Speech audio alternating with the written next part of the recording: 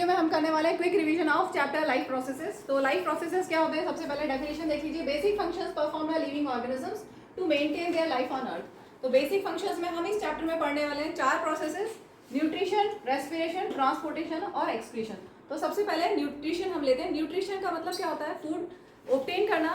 तो हम किस तरह से फूड ऑब्टेन करते हैं या ऑर्गेनिजम्स किस तरह से फूड ऑब्टेन करते हैं वो हम देखते हैं। 2 तरह के न्यूट्रिशन होते हैं, autotrophic nutrition and heterotrophic nutrition. Autotrophic nutrition का मतलब क्या हुआ? ऑटो मीन्स सेल्फ और न्यूट्रिशन मीन्स फूड। तो सेल्फ फूड जो खुद अपना फूड प्रिपेयर करते हैं, ऐसे ऑर्गेनिजम्स क्या करते हैं? Autotrophic mode of nutrition use करते हैं। ठीक है, जो खुद अपना फूड प्रिपेयर करते हैं। तो all green plants and certain bacteria autotrophic mode of nutrition follow करते हैं, यूज करते हैं अपना फूड ऑब्टेन करने के लिए।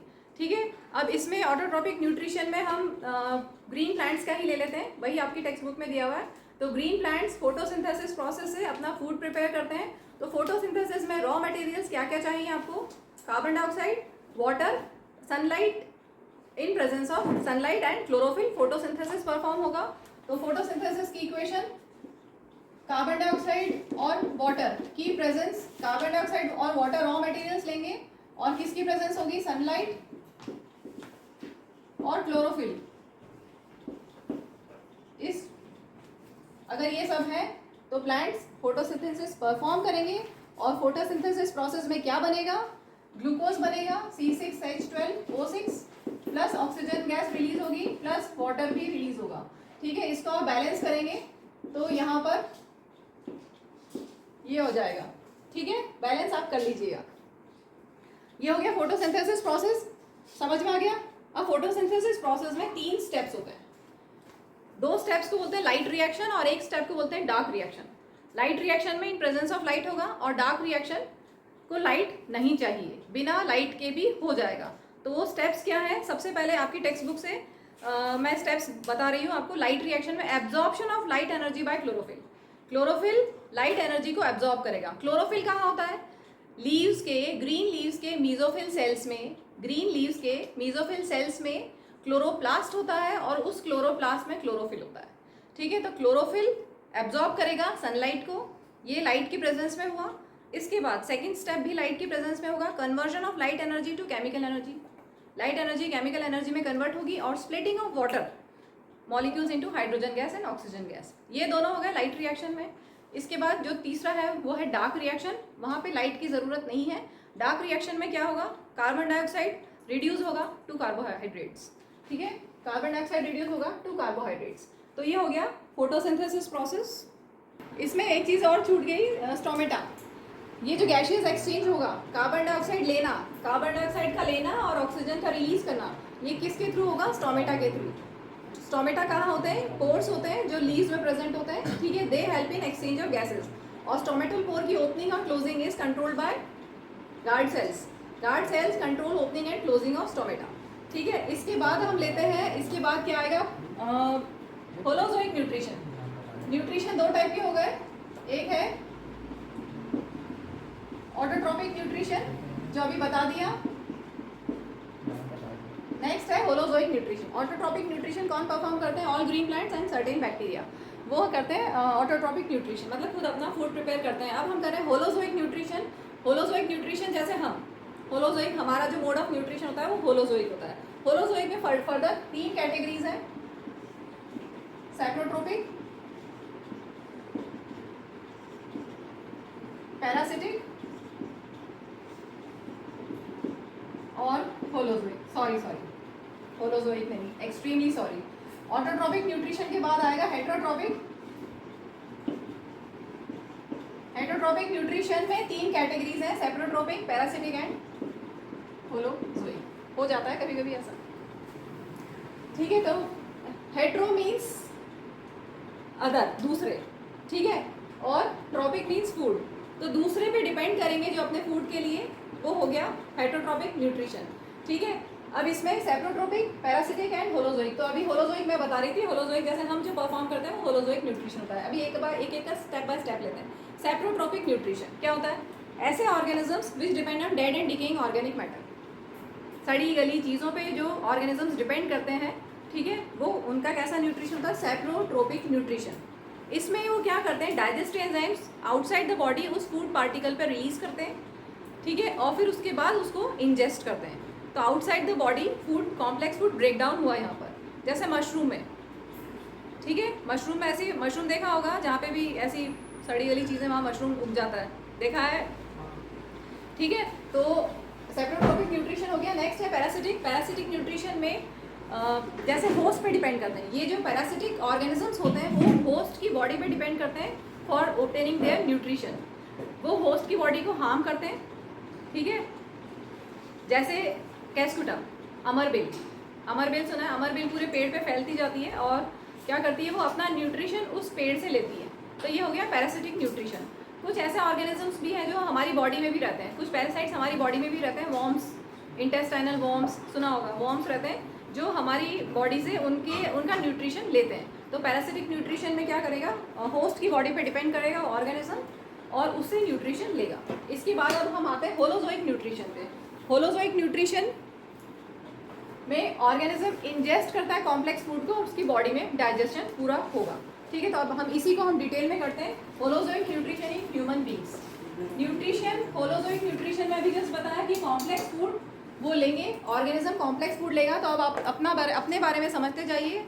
Heterotrophic nutrition in human beings या holozoic nutrition in human beings. तो हम क्या करते हैं, हमारे जो न्यूट्रिशन प्रोसेस है होलोजोइक न्यूट्रिशन में 5 स्टेप्स हैं। क्या क्या होलोजोइक में? अच्छा, अमीबा भी आता है, पैरामीशियम भी आता है। अमीबा, पैरामीशियम यूनिसेलुलर ऑर्गेनिज्म है, वो भी होलोजोइक न्यूट्रिशन परफॉर्म करते हैं, और हम मल्टीसेलुलर भी होलोजोइक न्यूट्रिशन परफॉर्म करते हैं, ठीक है। हमारा मोड ऑफ न्यूट्रिशन भी होलोजोइक है। तो इसमें 5 स्टेप्स हैं न्यूट्रिशन में, होलोजोइक न्यूट्रिशन में 5 स्टेप्स हैं। सबसे पहले ingestion, second digestion, then absorption, assimilation, और लास्ट में 5th इजेशन। तो सबसे पहले यहाँ पे स्टेप बाय स्टेप समझते जाते हैं पूरा डिटेल में इसको हम। आपने माउथ से फूड इंजेस्ट किया, ठीक है, तो आपके माउथ में फूड जब चला गया तो वहाँ पर डाइजेशन स्टार्ट होगा, वहाँ पर फिजिकल डाइजेशन भी होगा, केमिकल डाइजेशन भी होगा। फिजिकल डाइजेशन कौन करेगा?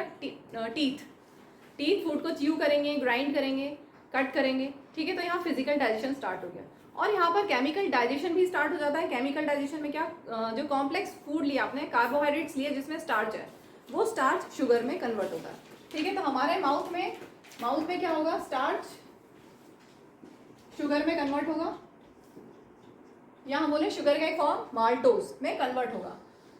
कैसे होगा? क्योंकि हमारे माउथ में सलाइवा होता है, और सलाइवा में होता है सलाइवरी एमाइलेज। तो यहाँ पर एंजाइम क्या हो गया माउथ में, सलाइवरी एमाइलेज, जो सलाइवरी ग्लैंड सीक्रेट करेंगी सलाइवरी एमाइलेज एंजाइम, और सलाइवरी एमाइलेज एंजाइम स्टार्च को माल्टोज या हम बोले शुगर में कन्वर्ट करेगा, ठीक है। तो यहाँ पर केमिकल डाइजेशन भी स्टार्ट हो गया, ठीक। इसके बाद फूड हमारा आगे जाएगा ईसोफेगस ट्यूब में। ईसोफेगस ट्यूब में या हम बोले पूरे एलिमेंट्री कैनाल में, एलिमेंट्री कैनाल 9 मीटर का होता है अप्रॉक्सीमेटली ह्यूमन एडल्ट में, और उसमें से उस पूरे हमारा एलिमेंट्री कैनाल में पेरिस्टैल्टिक मूवमेंट होते हैं, जिससे फूड पार्टिकल आगे बढ़ता जाता है, वेव लाइक पैटर्न बनता है। फूड पार्टिकल आया तो ईसोफेगस ट्यूब में ऐसा हो गया, ठीक है। फिर फूड पार्टिकल नीचे जाएगा तो नीचे वाला ऐसा हो जाएगा, फिर ऐसा हो जाएगा, और ऐसे कंटिन्यूसली फूड पार्टिकल आगे बढ़ता रहेगा। तो कंटिन्यूसली पेरिस्टैल्टिक मूवमेंट होते रहेंगे और फूड पार्टिकल आगे बढ़ता रहेगा। तो ईसोफेगस ट्यूब से फूड आया स्टमक में। ईसोफेगस ट्यूब में कोई एंजाइम नहीं है, कुछ डाइजेशन नहीं होगा, यहाँ सिर्फ फूड का पैसेज है, ठीक है। इसके बाद स्टमक जे शेप का मस्कुलर ऑर्गन है, इलास्टिक होता है, और इसमें होता है हाइड्रोक्लोरिक एसिड, म्यूकस और एंजाइम पेप्सिन। क्या क्या है यहाँ पर? हाइड्रोक्लोरिक एसिड, पेप्सिन और म्यूकस। क्या होगा यहाँ पर? Hydrochloric acid will create acidic medium, 2 काम है हाइड्रोक्लोरिक एसिड के। HCl will create acidic medium so that enzyme pepsin can start digesting proteins, ठीक है। पेप्सिन क्या करता है? प्रोटीन डाइजेशन करता है, प्रोटीन डाइजेशन यहाँ पर स्टार्ट हो जाएगा। और HCl will create acidic medium, और दूसरा HCl का काम है it will kill the germs. कोई भी अगर फूड पार्टिकल फूड में हमारे साथ में जर्म्स फूड के साथ एंटर हो गए तो उनको किल करेगा, ठीक है। तो HCl के दोनों फंक्शन क्लियर। पेप्सिन एंजाइम क्या करेगा? प्रोटीन डाइजेशन स्टार्ट कर देगा। और म्यूकस का बहुत इंपॉर्टेंट फंक्शन है, it will protect the inner lining of stomach from HCl, ठीक है। क्योंकि HCl hydrochloric acid strong acid है, तो स्टमक की इनर लाइनिंग्स को प्रोटेक्ट करेगा HCl से, कौन? म्यूकस, ठीक है। इसके बाद फूड स्टमक से स्टमक में क्या डाइजेशन हो गया, प्रोटीन डाइजेशन स्टार्ट हो गया। यहाँ पर स्टार्च का डाइजेशन हो गया था माउथ में, यहाँ पर प्रोटीन का डाइजेशन स्टार्ट हो गया। इसके बाद फूड जाएगा स्मॉल इंटेस्टाइन में with the help of sphincter muscle. यहाँ पर स्टमक के बाद, स्टमक से स्मॉल इंटेस्टाइन में फूड, यहाँ पे बीच में होगा स्फिंक्टर मसल, जिससे फूड धीरे धीरे निकलेगा। ऐसा नहीं कि एक साथ ऐसे चला गया, ठीक है, धीरे धीरे उसके एग्जिट को कंट्रोल करेगा स्फिंक्टर मसल। अब फूड आया स्मॉल इंटेस्टाइन में। Small intestine is the site of complete digestion. Second step जो न्यूट्रिशन का है, डाइजेशन, वो यहाँ पर कंप्लीट हो जाएगा स्मॉल इंटेस्टाइन में। तो स्मॉल इंटेस्टाइन बहुत बहुत इंपॉर्टेंट है, site of complete digestion, site of complete digestion. तो अब यहाँ पे क्या क्या आएगा, पैंक्रियास से आएंगे पैंक्रियाटिक जूस इसमें, ठीक है, कौन से, ट्रिप्सिन। अच्छा, पैंक्रियाटिक जूस में एंजाइम होता है ट्रिप्सिन और लिपेज, जो फर्दर अभी बताती हूँ। पैंक्रियास से पहले हम लेते हैं लिवर। लिवर में है, लिवर सीक्रेट करेगा बाइल जूस, जो टेम्परली स्टोर होगा गॉल ब्लैडर में, टेम्परली स्टोर होगा गॉल ब्लैडर में। कंफ्यूज नहीं होना कि गॉल ब्लैडर सीक्रेट करता है बाइल जूस, नहीं, लीवर सीक्रेट करता है बाइल जूस और टेम्परली वो गॉल ब्लैडर में स्टोर होता है, ठीक है। और यहाँ पर बाइल डक्ट है, ये दिख रहा है आपको बाइल डक्ट, ये वाला जो बना है। तो यहाँ से वो जो बाइल जूस है वो आगे बढ़ रहा है स्मॉल इंटेस्टाइन में। तो स्मॉल इंटेस्टाइन में बाइल जूस आएगा और वो उसमें होता है सोडियम हाइड्रोजन कार्बोनेट, अल्कलाइन होता है वो। सोडियम समझ में आ रहा है ना, सोडियम हाइड्रोजन कार्बोनेट अल्कलाइन होता है। स्टमक में जो फूड था वो एसिडिक था, तो एसिडिक फूड जब स्मॉल इंटेस्टाइन में आया तो बाइल जूस उस एसिडिक फूड को अल्कलाइन कर देगा, ताकि पैनक्रिएटिक जूसेस में जो एंजाइम्स हैं वो वर्क कर सकें। या फिर हम कहें कि स्मॉल इंटेस्टाइन में जो एंजाइम्स हैं वो अल्कलाइन मीडियम में वर्क करते हैं, ठीक है। तो बाइल जूस क्या कर रहा है, मीडियम को अल्कलाइन कर रहा है, क्योंकि बाइल जूस में है sodium hydrogen carbonate. Clear, bile juice में सोडियम हाइड्रोजन कार्बोनेट है जो फूड को अल्कलाइन कर देगा, ताकि बाकी एंजाइम्स, अब हमारा बाकी एंजाइम्स काम कर सकें, फूड पे वर्क कर सकें, एक्ट कर सकें, ब्रेक डाउन कर सकें फूड में जो प्रोटीन्स हैं, कार्बोहाइड्रेट्स हैं, और प्रोटीन, कार्बोहाइड्रेट और फैट्स, ठीक है। बाइल जूस का एक और फंक्शन था, बाइल जूस के दो फंक्शन है। एक तो इसने अल्कलाइन मीडियम क्रिएट किया, ठीक है, ताकि बाकी एंजाइम्स वर्क कर सकें, डाइजेस्ट कर सकें, और ये एक और काम करता है, लार्ज फैट मॉलिक्यूल्स को ब्रेक डाउन करता है into smaller fat molecules. Bile juice large fat molecules को ब्रेक डाउन करेगा into smaller fat molecules, emulsified fat, large fat globules को इमल्सिफाइड फैट में कन्वर्ट करेगा, या हम बोले लार्ज फैट मॉलिक्यूल्स को स्मॉलर फैट मॉलिक्यूल्स में कन्वर्ट कर देगा, ठीक है, ताकि अभी पैनक्रियास के जो एंजाइम्स हैं वो वर्क कर सकें, ट्रिप्सिन और लिपेज वर्क कर सकें।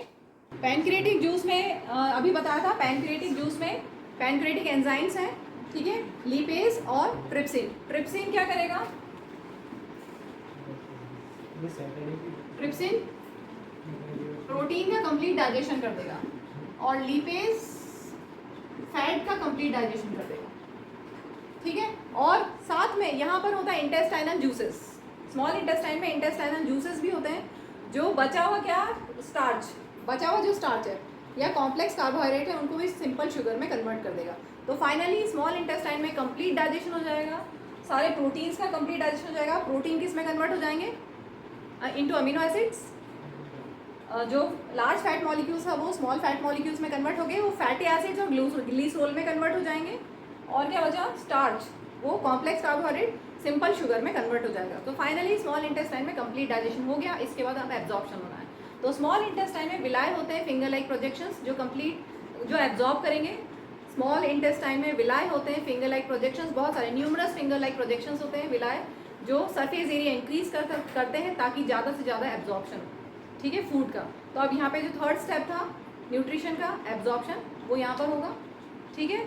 एब्जॉर्प्शन के बाद फोर्थ स्टेप क्या था, एसिमुलेशन। तो फूड एसिमुलेट होगा बॉडी सेल्स में सब में फूड जाएगा, डाइजेस्टेड फूड ग्लूकोज की फॉर्म में वो जाएगा, और बॉडी सेल्स को एनर्जी मिलेगी, ग्रोथ होगी, कहीं रिपेयर होना है तो वो होगा, ठीक है, क्लियर।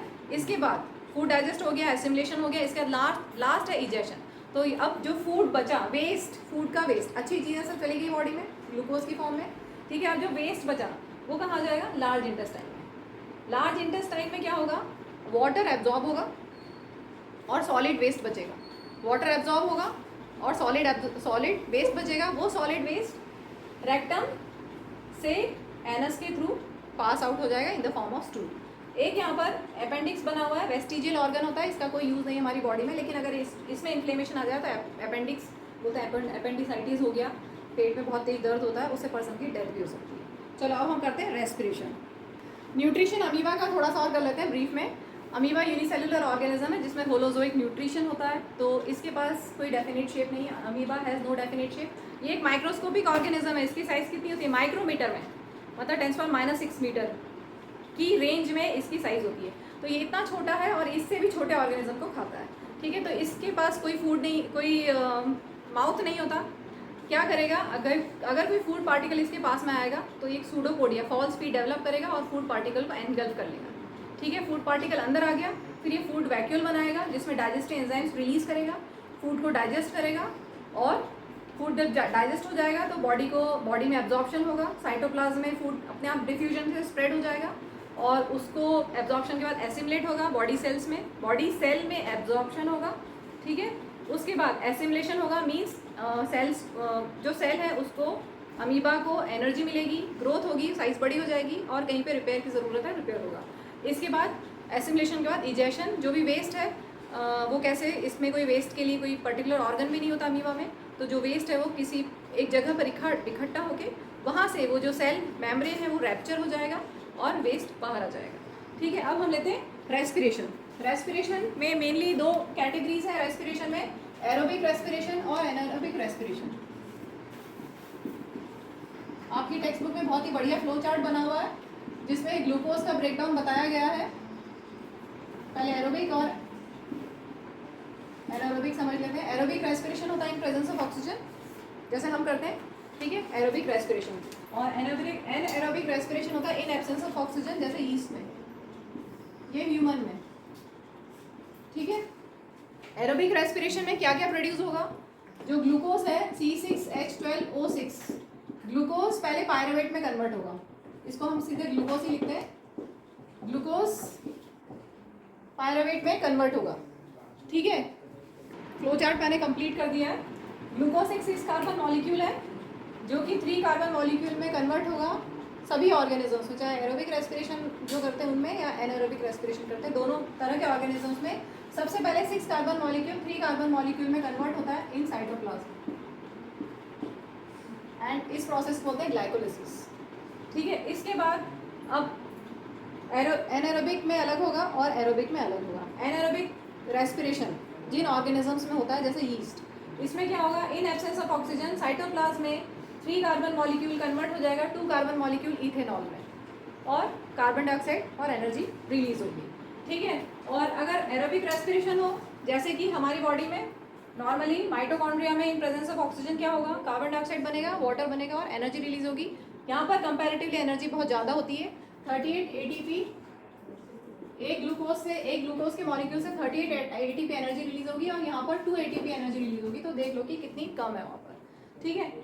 अब हमारे ही सेल्स में, मसल सेल्स में अगर ऑक्सीजन की डेफिशिएंसी हो जाए, जैसे हैवी एक्सरसाइज की या बहुत लंबी रनिंग की आपने, तो क्या होगा, लैक ऑफ ऑक्सीजन की वजह से कार्बन डाइऑक्साइड नहीं बन पाएगा, लैक्टिक एसिड बन जाएगा और एनर्जी रिलीज होगी। एनर्जी तो मिल जाएगी लेकिन लैक्टिक एसिड बन जाएगा और इसकी वजह से सडन क्रैम्प्स आपको आ सकते हैं, ठीक है। चलिए, रेस्पिरेशन इन ह्यूमन बींग्स के लिए मैंने फिगर बना लिया है समझने के लिए। इससे पहले फिश का देख लो। फिश में जो रेस्पिरेशन होता है वो बहुत फास्ट होता है, क्योंकि फिश को यूज़ करना है डिजॉल्व ऑक्सीजन। हम एयर में जो ऑक्सीजन है उसको यूज़ करते हैं, लेकिन फिश को डिजॉल्व ऑक्सीजन यूज़ करना है, और डिजॉल्व ऑक्सीजन वाटर में जो डिजॉल्व है उसमें क्वांटिटी कम होती है, तो इसलिए फिशेस का ब्रीदिंग रेट फास्ट होता है, ठीक है।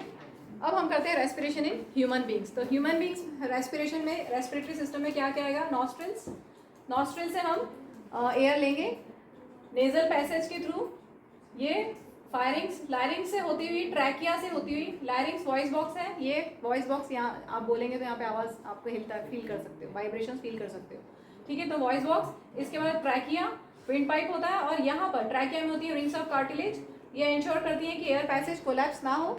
इसके बाद ब्रोंकस, लंग्स में एंटर हो रहा है ये, ठीक है, ये जो पैसेज है ये लंग्स में एंटर हो रहा है, तो ये जो पैसेज है इनको बोला ब्रोंकस, और फर्दर इसकी जो फर्दर ब्रांचिंग होगी वो मैंने यहाँ नहीं बनाई, that will be called as bronchioles, और फाइनली वो एंड हो जाएंगे इन एल्वेली। और एल्वेली होते हैं बलून लाइक स्ट्रक्चर जहाँ से फाइनली गैसियस एक्सचेंज होना है। आपने जब इनहेल किया तो ऑक्सीजन ज़्यादा है कंपैरेटिवली, ठीक है, और जब एक्सेल करते हो तो ऑक्सीजन कम होती है, कंपैरेटिवली कार्बन डाइऑक्साइड ज़्यादा होती है। तो ये जो एक्सचेंज ऑफ गैसेज है वो अल्टीमेटली कहाँ हो रहा है, एल्वेली में, और एल्वेली बहुत सारी मिलियंस ऑफ एल्वेली होती है इन ईच लंग। नीचे है चेस्ट कैविटी और ये होता है डायफ्राम। ठीक है, तो एल्वेली में फाइनली गैसियस एक्सचेंज होता है, कार्बन डाइऑक्साइड और ऑक्सीजन का एक्सचेंज होता है। जब आपने इनहेल किया तो ऑक्सीजन ज़्यादा है, तो ऑक्सीजन यहाँ से ब्लड में जाएगी और ब्लड से पूरे सेल्स में जाएगी, सेल्यूलर रेस्पिरेशन होगा, सेल्यूलर रेस्पिरेशन में CO2 रिलीज होगी और वो CO2 वापस यहाँ पे आके यहाँ से चली जाएगी और वापस बैक लंग्स से आप एक्सेल आउट, लंग्स की हेल्प से आप एक्सेल आउट कर लोगे। ठीक है, अब हम ले रहे हैं नेक्स्ट हमारा जो थर्ड लाइफ प्रोसेस है, ट्रांसपोर्टेशन। तो ट्रांसपोर्टेशन ह्यूमन बींग्स का लेंगे, फिर ट्रांसपोर्टेशन प्लांट्स का लेंगे।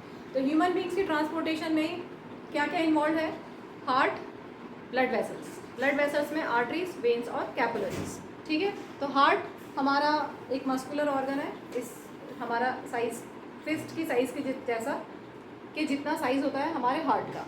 ठीक है, हार्ट, ह्यूमन हार्ट में 4 चेम्बर्स हैं, left atrium, left ventricle, right atrium और राइट वेंट्रिकल। सबसे पहले जब आप इनहेल करते हो वहाँ से हम स्टार्ट करते हैं, तो लंग से ऑक्सीनेटेड ब्लड एंटर होगा हार्ट में थ्रू पल्मोनरी वेन। तो यहाँ पर कैसा ब्लड होगा, ऑक्सीनेटेड ब्लड।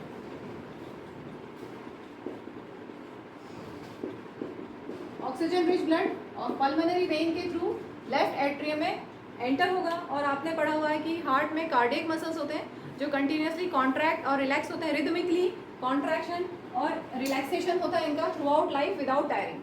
ठीक है, इनवॉलेंट्री मसल्स होते हैं, they don't work according to our will. तो जब ब्लड एंटर हो रहा है, ऑक्सीनेटेड ब्लड जब हार्ट पे एंटर हो रहा है, तब उस टाइम पे ये रिलैक्स है, रिलैक्स पोजिशन में। इसके बाद ये कॉन्ट्रैक्ट होगा तो ब्लड आगे जाएगा। यहाँ पर एक वॉल्व होता है, bicuspid valve. Bicuspid valve open होगा और ब्लड लेफ्ट एट्रियम से लेफ्ट वेंट्रिकल में एंटर होने लगेगा। ठीक है, इसके बाद जब ये इस टाइम पे रिलैक्स पोजीशन में जब ब्लड इसमें एंटर हो रहा है, अब ये कॉन्ट्रैक्ट होगा तो ब्लड ऊपर वापस बैक नहीं जाएगा, ब्लड आगे जाएगा। तो वॉल्व क्या करेंगे, एंश्योर करेंगे कि ब्लड ऊपर ना जाए, आगे बढ़े, यूनिडायरेक्शनल फ्लो एंश्योर करेंगे वॉल्व। बायकस्पिड वॉल्व यहाँ होता है और यहाँ होता है ट्राइकस्पिड वॉल्व। ठीक है, तो लेफ्ट वेंट्रिकल जब कॉन्ट्रैक्ट होगा तो ऑक्सीजन रिच ब्लड आर्टरी के थ्रू सारे बॉडी ऑर्गन्स में जाएगा। कौन सी आर्टरी, मेन आर्टरी एओर्टा, इसके थ्रू ऑक्सीजन रिच ब्लड या ऑक्सीनेटेड ब्लड बॉडी सेल्स में जाएगा। सारे बॉडी सेल्स में रेस्पिरेशन होगा, रेस्पिरेशन में क्या होगा, ऑक्सीजन यूज हो जाएगा और कार्बन डाइऑक्साइड गैस रिलीज होगी। तो अब वो कार्बन डाइऑक्साइड रिच ब्लड अब बॉडी ऑर्गन से जब निकल रहा है तो कार्बन डाइऑक्साइड रिच ब्लड है, तो वो कार्बन डाइऑक्साइड रिच ब्लड वापस से through veins, main vein vena cava के थ्रू बॉडी वापस से हार्ट में जाएगा। हार्ट में होता है यहाँ पर राइट एट्रियम, राइट एट्रियम में जब ब्लड एंटर हो रहा है तब ये रिलैक्स पोजीशन में। ठीक है, इसके बाद ये कॉन्ट्रैक्ट होगा तो ब्लड आगे जाएगा। यहाँ पर वॉल्व है, ट्राइकस्पिड वॉल्व ओपन होगा और ब्लड यहाँ से राइट वेंट्रिकल में एंटर होने लगेगा। उस टाइम पे जब यहाँ पर ब्लड आ रहा है तब ये रिलैक्स पोजीशन में। इसके बाद फर्दर ये कॉन्ट्रैक्ट होगा तो ब्लड ऊपर नहीं जाएगा, ब्लड यहाँ से आगे बढ़ेगा through pulmonary artery, deoxygenated blood. ये जो ऑक्सीजन नहीं है यहाँ पर, कार्बन डाइऑक्साइड है, इसको बोलते हैं डी ऑक्सीनेटेड ब्लड, और यहाँ पर भी डीऑक्सीनेटेड ब्लड ही रहेगा। ठीक है, तो डीऑक्सीनेटेड ब्लड राइट वेंट्रिकल से पल्मोनरी आर्टरी के थ्रू वापस लंग्स में जाएगा और लंग्स से वही एल्वेली के थ्रू एक्सेल आउट हो जाता है। ठीक है, समझ में आ गया। यहाँ पर एक वॉल है septum which separates left part and right part of the heart. ठीक है, क्योंकि ह्यूमन क्या है, मैमल, और मैमल वार्म ब्लडेड एनिमल्स होते हैं और हमारा एनर्जी रिक्वायरमेंट बहुत ज़्यादा है क्योंकि हमें अपना बॉडी टेम्परेचर मेंटेन रखना है। To maintain our body temperature हमारा एनर्जी नीड बहुत ज़्यादा है, तो इसलिए ऑक्सीजन रिच ब्लड और डीऑक्सीनेटेड ब्लड सेपरेट रहना चाहिए, मिक्स नहीं होना चाहिए, मिक्सिंग नहीं होनी चाहिए। ठीक है, इसमें जो ऊपर का पार्ट है जहाँ पर पल्मोनरी आर्टरी और पल्मोनरी वेन है, ये जो ऊपर वाला है इसको बोलते हैं पल्मोनरी सर्कुलेशन। आपकी टेक्स्ट बुक में जो सेकंड फिगर बना हुआ है ये वाला, वो मैं नहीं बना रही हूँ, ऐसे ही समझ लो।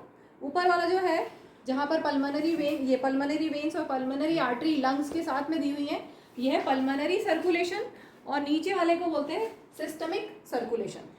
ठीक है, क्लियर है। और यहाँ पर एक साइकिल, ये एक साइकिल एक्सप्लेन किया मैंने, एक साइकिल में हार्ट में ब्लड 2 टाइम्स एंटर हुआ है, इसलिए ह्यूमंस में बोलते हैं डबल सर्कुलेशन, क्योंकि एक साइकिल में हार्ट में ब्लड 2 टाइम्स एंटर हुआ है। ठीक है, अब यहाँ पर क्या क्या इन्वॉल्व है, वेन्स, आर्टरीज। ठीक है, वेन्स में ध्यान दीजिए, इन जनरल वेन्स और आर्टरी में डिफरेंस भी बहुत पूछा जाता है। जनरली वेन्स में होता है डीऑक्सीनेटेड ब्लड, ध्यान से सुनना, वेन्स कैरी करती है डीऑक्सीनेटेड ब्लड और आर्टरीज कैरी करती है oxygenated blood, accept pulmonary artery and pulmonary vein. ये कैसा डीऑक्सीनेटेड ब्लड कैरी करती है और ये oxygenated blood, accept pulmonary artery pulmonary vein. वैसे वेन्स डीऑक्सीनेटेड ब्लड कैरी करती है, लेकिन पल्मोनरी वेन एक ऐसी वेन है जो ऑक्सीनेटेड ब्लड कैरी करती है। ठीक है, generally arteries carry oxygenated blood, लेकिन पल्मोनरी आर्टरी एक ऐसी आर्टरी है जो डीऑक्सीनेटेड ब्लड कैरी करती है। ठीक है, इसके अलावा वेन्स वो VOH वो और आर्टरीज के लिए अहो। क्या veins carry blood from organs to heart और arteries carry blood from heart to organs. ठीक है, ये ध्यान रखेंगे डिफरेंस। एक और बहुत मेजर डिफरेंस है, आर्टरीज कैरी करती है ब्लड हार्ट से जब निकलता है। ठीक है, आर्टरीज कैसा ब्लड कैरी करती है जो हार्ट से निकल रहा है, और जब हार्ट से ब्लड निकलता है तो हाई प्रेशर पे होता है, इसलिए आर्टरीज की वॉल्स थिक होती हैं। आर्टरीज हैव थिक वॉल्स क्योंकि they have to bear, they have to tolerate high pressure blood. Clear है, तो आर्टरीज की थिक वॉल्स होती हैं और वेन्स की थिन वॉल्स होती हैं, क्योंकि बॉडी ऑर्गन से जब ब्लड निकलता है तो हाई प्रेशर में नहीं होता, इसलिए वेन्स की थिन वॉल्स होती हैं। क्लियर है। इसके बाद हम लेते हैं ट्रांसपोर्टेशन इन प्लांट्स, इसको हम इरेज कर दें थोड़ा। इसमें एक चीज़ और ऐड कर लेना, फिशेज में 2 चेम्बर्ड हार्ट होता है। ठीक है, इंटरमिक्सिंग उसमें हो सकती है, चलेगी, एनर्जी नीड उनकी ज़्यादा नहीं है। और एम्फीबियंस और रेप्टाइल्स में 3 चेम्बर्ड हार्ट होता है, थोड़ी इंटरमिक्सिंग उसमें भी चल जाएगी, लेकिन हमारी एनर्जी नीड ज़्यादा होती है, इसलिए इंटरमिक्सिंग बिल्कुल नहीं होना चाहिए। ठीक है, इसके बाद आर्टरीज वेन्स हो गया। कैपिलरीज 1 सेल थिक होती हैं, आर्टरीज की फर्दर ब्रांचिंग होती जाएगी बन जाएगी कैपिलरी। ठीक है, और कैपिलरी जुड़ते जुड़ते बन जाएंगी वेन्स। इसमें एक चीज़ और आती है, प्लेटलेट्स का एक फंक्शन है, they help in clotting of blood. कभी आपको इंजरी हो गई तो ब्लड बहता है, खून बहता है, लेकिन वो क्लॉट हो जाता है अगर माइनर इंजरी है तो कौन हेल्प करता है? Platelets help in clotting of blood. एक चीज़ और छूट गई, लिम्फ होता है कलरलेस फ्लूइड। वो कहाँ से बनता है? जो कैपिलरी वॉल्स होती हैं, कैपिलरी वॉल्स में पोर्स होते हैं, उसमें से some amount of plasma, blood cells और प्रोटीन्स। एक छोटा सा फ्लो चार्ट बना दी ताकि जल्दी से समझ में आ जाए। देखो, कैपिलरीज में प्रोटीन, प्लाज्मा और ब्लड सेल्स कैपिलरी से निकल के इंटरसेलुलर स्पेस में चले जाते हैं और वही बनाते हैं लिम्फ, कलरलेस होता है। ठीक है, तो ये जो टिश्यू लिम्फ है जो इंटरसेलुलर स्पेस में आ गया, ये ड्रेन होता है इनटू लिम्फेटिक कैपिलरीज, और लिम्फेटिक कैपिलरीज जॉइन होती है टू फॉर्म लिम्फ वेसल्स, और लिम्फ वेसल्स ओपन होती है इनटू लार्ज वेन्स, और फाइनली ये वापस से हार्ट में चला जाता है। ठीक है, इसके बाद हम लेते हैं ट्रांसपोर्टेशन इन प्लांट्स। प्लांट्स में जो ट्रांसपोर्टेशन होगा वो किस किस का ट्रांसपोर्टेशन होता है? बोलो, किस किस का होता है? वाटर एंड मिनरल्स, और दूसरा होता है फूड का। वाटर और मिनरल्स का ट्रांसपोर्टेशन होगा थ्रू जाइलम, और फूड का होगा थ्रू फ्लोएम। वाटर और मिनरल्स सॉइल से प्लांट्स की रूट एब्जॉर्ब करेंगी वाटर और मिनरल्स को फ्रॉम द सॉइल, और वो डिफ्यूजन के थ्रू स्मॉल प्लांट्स में ऊपर चढ़ेगा, डिफ्यूजन के थ्रू स्मॉल प्लांट्स में। और अगर टॉल प्लांट है तो वहां पे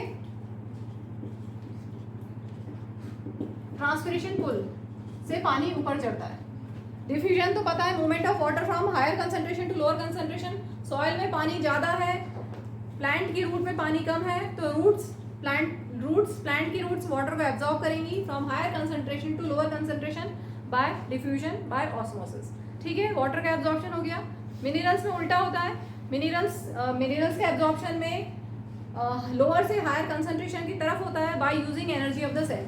मिनरल्स में कंसंट्रेशन रूट के अंदर ज़्यादा होता है मिनरल्स का, और बाहर सॉइल में मिनरल का कंसंट्रेशन कम होता है। तो लेकिन मिनरल्स को अंदर जाना है तो उनको कैसे जाएंगे? लोअर से हायर कंसंट्रेशन की तरफ जाएंगे by using energy of the cell. ठीक है, तो वाटर और मिनरल्स का समझ में आ गया। इसके बाद डिफ्यूजन क्लियर है। अब ट्रांसपिरेशन पुल, टॉल प्लांट्स में, टॉल ट्रीज में डिफ्यूजन से सफिशिएंटली लार्ज हाइट तक, जो प्लांट जब टॉल ट्रीज होती है तो ज़्यादा हाइट है तो वहाँ तक ट्रांसपिरेशन पुल से पानी ऊपर चढ़ता है। Transpiration means loss of water from the leaves, ठीक है। तो कंटिन्यूसली वाटर लीव से इवेपोरेट हो रहा है, लॉस हो रहा है वाटर का, उसकी वजह से क्या होगा, स्टेम में सक्शन पुल क्रिएट होगा, सक्शन पुल की वजह से पानी ऊपर चढ़ेगा। क्लियर? सक्शन पुल जैसे हम जूस पीते हैं, सपोज ये आपका स्ट्रॉ है, ठीक है, और आप जब जूस पीते हो तो ऐसे किया आपने, तो आपने पहले क्या किया, यहाँ पे जो एयर थी उसको सक किया और यहाँ पर वैक्यूम क्रिएट हो गया। सेम ऐसे ही प्लांट की लीव्स में, यहाँ पर जहाँ लीव्स हैं वहाँ से ट्रांसपिरेशन हो रहा है, उस ट्रांसपिरेशन की वजह से क्या होगा, यहाँ सक्शन क्रिएट हो जाएगा और सक्शन होने की वजह से पानी ऊपर चढ़ने लगेगा टॉल ट्रीज में, ठीक है। तो ये हो गया ट्रांसपोर्टेशन। इसमें ट्रांसपिरेशन बहुत इंपॉर्टेंट प्रोसेस है। ट्रांसपिरेशन एसेंट ऑफ सैप में हेल्प करता है। Importance of transpiration, ascent of SAP मतलब सैप जो होता है, जो वाटर मिनरल से वो ऊपर चढ़ते हैं, उसमें हेल्प करता है। इसके अलावा ये टेम्परेचर रेगुलेट करने में भी हेल्प करता है। इसके बाद फ्लोएम से फूड ट्रांसपोर्ट होता है and transportation of food is known as translocation. Translocation term ध्यान रखेंगे। Transportation of food in phloem is known as translocation by utilizing energy of the cell. तो जो सुक्रोज बनता है वो जहाँ जहाँ पे रिक्वायर्ड है वहाँ उन पार्ट्स में पहुँचता है बाय ट्रांसलोकेशन, ठीक है। चलो, ये एक्सक्रीशन इन ह्यूमन बींग्स में क्या क्या ऑर्गन्स इन्वॉल्व होते हैं। अ पेयर ऑफ किडनीज, ये एक और यहाँ होगी, ये लेफ्ट किडनी, इधर राइट किडनी, ठीक है। इसके बाद पेयर ऑफ यूरेटर, इसके बाद यूरिनरी ब्लैडर और यूरेथ्रा, ठीक है। तो इसमें से किडनी मैंने बनाई है, एक किडनी यहाँ पर बनाई है, उसको जूम करके समझते हैं। तो किडनी क्या करती है, किडनी में होते हैं मिलियंस ऑफ नेफ्रॉन्स जो ब्लड को फिल्टर करते हैं। मेन फिल्ट्रेशन यूनिट किडनी की है nephron. Millions of nephrons present होते हैं इन ईच किडनी। तो सबसे पहले हम स्टार्ट करते हैं, डर्टी ब्लड एंटर होगा किडनी में through renal artery. Dirty blood enters the kidney through renal artery. जब आप डर्टी ब्लड को शो कर रहे हैं तो यहाँ पर रेड मैंने कलर से शो किया है, आर्टरी में जो ब्लड फ्लो रहा है रेड कलर से शो किया है, ठीक है। यहाँ से ब्लड एंटर होगा नेफ्रॉन में। Nephron means Bowman's capsule plus tubule मिला के है नेफ्रॉन। यहाँ पर देखोगे ब्लड कैपिलरीज है बहुत सारी, ये जो बनी हुई गोल गोल जो दिख रही है ये है बंडल ऑफ ब्लड कैपिलरीज, इनको बोलते हैं ग्लोमर्यूलस। ग्लोमर्यूलस बंडल ऑफ ब्लड कैपिलरीज जो ब्लड को फिल्टर करेंगी। ब्लड में क्या क्या है, लार्ज मॉलिक्यूल्स भी हैं और स्मॉल मॉलिक्यूल्स भी हैं। स्मॉल मॉलिक्यूल्स में है glucose, amino acids, salt, urea and water. वो सब इन बंडल ऑफ ब्लड कैपिलरीज से पास हो जाएंगे, ठीक है। ये सब स्मॉल मॉलिक्यूल्स से पास हो जाएंगे। लेकिन जो लार्ज मॉलिक्यूल्स हैं ब्लड में, प्रोटीन्स और ब्लड सेल्स, ये जो लार्ज मॉलिक्यूल्स हैं ये पास नहीं हो पाएंगे, तो ये यहीं पे रह जाएंगे, ठीक है। अब जो पास हो गए उनकी बात करते हैं, जो आगे बढ़ गए, यहाँ से फिल्टर होके ये सब चीज़ें यहाँ से जा रही हैं। स्मॉल मॉलिक्यूल्स ऐसे ऐसे जा रहे हैं, ठीक है, स्मॉल मॉलिक्यूल्स ऐसे जा रहे हैं और ऐसे जाते जाते वो यूरिन कलेक्टिंग डक्ट में आ जाएंगे। तो इस पैसेज में, ड्यूरिंग दिस पैसेज क्या होगा, सेलेक्टिव रीअब्जॉर्प्शन हो जाएगा। जो भी इंपॉर्टेंट चीज़ें हैं जो बॉडी को रिक्वायर्ड है उनका रीअब्जॉर्प्शन हो जाएगा, सेलेक्टिव बोलते हैं, सेलेक्टिव रीअब्जॉर्प्शन। कैसे होगा, इनसे, ये जो यहाँ पर ट्यूबलाइक स्ट्रक्चर्स दिए हुए हैं इनसे सेलेक्टिव रीअब्जॉर्प्शन हो जाएगा। किन किन का, glucose, amino acids, salt and water, इन सब का सेलेक्टिव रीअब्जॉर्प्शन हो जाएगा इनसे। और बाकी चीज़ें यहाँ पे चली जाएंगी। बाकी चीज़ें क्या क्या, वेस्ट, यूरिया, अनवांटेड सॉल्ट और एक्सेस वाटर, वो सब यूरिन कलेक्टिंग डक्ट में आ जाएगा। इसके बाद यूरिन कलेक्टिंग डक्ट से वो यूरेटर में आएगा, ये यूरेटर बना हुआ है, ठीक है। दोनों से यूरेटर से ब्लैडर में स्टोर हो जाएगा और ब्लैडर की अच्छी खासी कैपेसिटी होती है और जब वो ब्लैडर फुल हो जाएगा then you will feel the urge to pass the urine और वो यूरेथ्रा से बाहर आ जाएगा। यहाँ पे एक चीज़ और देख लेना, ये जो मैंने बोला सेलेक्टिव रीअब्जॉर्प्शन होना है, तो सेलेक्टिव रीअब्जॉर्प्शन किससे होता है, यहाँ पे ये ब्लड कैपिलरीज है जो सेलेक्टिवली रीअब्जॉर्प्शन करेंगी इंपॉर्टेंट सब्सटेंसेस का। और ये जो हमने बनाया है यहाँ पर ये है ग्लोमर्यूलस, ये बंडल ऑफ ब्लड कैपिलरीज है। इसके बाद ये जो कप शेप दिख रहा है इसको बोलते हैं बोमेन्स कैप्सूल और उसके साथ में ये जो ट्यूब बनी हुई है इन दोनों को मिला के बोलते हैं नेफ्रॉन। और यहाँ पर सिर्फ एक नेफ्रॉन बनाया है इस फिगर में, वैसे मिलियंस ऑफ नेफ्रॉन्स होंगे इन ईच किडनी, बता चुकी हूँ मैं, ठीक है। एक चीज़ और, जो लेफ्ट किडनी होती है वो राइट किडनी से स्लाइटली हायर होती है, या बोले राइट किडनी स्लाइटली नीचे होती है टू अकोमोडेट लीवर। इसी के पास में यहाँ पर लीवर भी होता है तो उसको अकोमोडेट करने के लिए ये थोड़ी सी नीचे की तरफ होती है, ठीक है। इसके बाद लास्ट टॉपिक है एक्सक्रीशन इन प्लांट्स। प्लांट्स क्या क्या एक्सक्रीट करते हैं, सोचो प्लांट्स क्या क्या लेते हैं और क्या क्या छोड़ते हैं। तो हम अभी छोड़ने की बात करें, क्या क्या एक्सक्रीट करते हैं। वाटर एक्सक्रीट करते हैं, अनवांटेड वाटर या एक्सेस ऑफ वाटर जो भी होगा वो एक्सक्रीट आउट करेंगे। कैसे करेंगे? ट्रांसपिरेशन से। लॉस ऑफ वाटर कितना, जितना लेते हैं फोटोसिंथेसिस प्रोसेस में 1 से 2% ही यूज करते हैं फोटोसिंथेसिस प्रोसेस में, बाकी सब एक्सक्रीट आउट कर देते हैं in the form of water vapour transpiration के through with the help of stomata. ठीक है, लीव्स में स्टोमेटा होता है, स्टोमेटा के थ्रू वाटर लॉस होता है कंटिन्यूअसली, ट्रांसपिरेशन के थ्रू वाटर लॉस होता रहता है। तो एक हो गया वाटर। इसके बाद ऑक्सीजन और कार्बन डाइऑक्साइड, ये भी रेस्पिरेशन और फोटोसिंथेसिस प्रोसेस में जो बनते हैं वो भी एक्सक्रीट आउट होते हैं with the help of stomata. इसके बाद गम्स और रेजिन्स है, जो तुमने देखा होगा बार्क होती है, ट्री की जो बार्क होती है वहाँ पे लेंटिकल्स होते हैं, स्टेम में लेंटिकल्स होते हैं। लेंटिकल्स कभी देखा है? स्टेम एकदम स्मूथ नहीं होती, उसमें ओवल सर्कुलर शेप के या इलोंगेटेड पैचेस होते हैं, वही होते हैं लेंटिकल्स, और उनमें से गम्स निकलता है, रेजिन निकलता है। दिखाया था मैंने एक बार, गोंद भी दिखाया था, गोंद खाने वाला गोंद जो होता है वो भी प्लांट का वेस्ट है जो हमारे लिए यूजफुल है। ठीक है, इसके अलावा कुछ वेस्ट सब्सटेंसेस वो सॉइल में एक्सक्रीट आउट करते हैं, और कुछ सॉलिड और वेस्ट लिक्विड वेस्ट भी एक्सक्रीट करते हैं। किस फॉर्म में? लीफ, तुम देखा है लीफ अपने आप पेड़ से गिर जाती है। ठीक है, तो वहाँ उनमें एक्सेस ऑफ जो भी वेस्ट है, सॉलिड या लिक्विड वेस्ट इकट्ठा हुआ, और वो लिक्विड वो लीफ अपने आप येलो होके गिर जाती है। ठीक है, तो उसमें भी वेस्ट होगा। फ्रूट्स में भी उनका वेस्ट होता है, हमारे लिए अच्छा है, हम खाते हैं, लेकिन प्लांट का वेस्ट है इसमें। और बार्क ऑफ ट्री में भी प्लांट का वेस्ट होता है। ठीक है।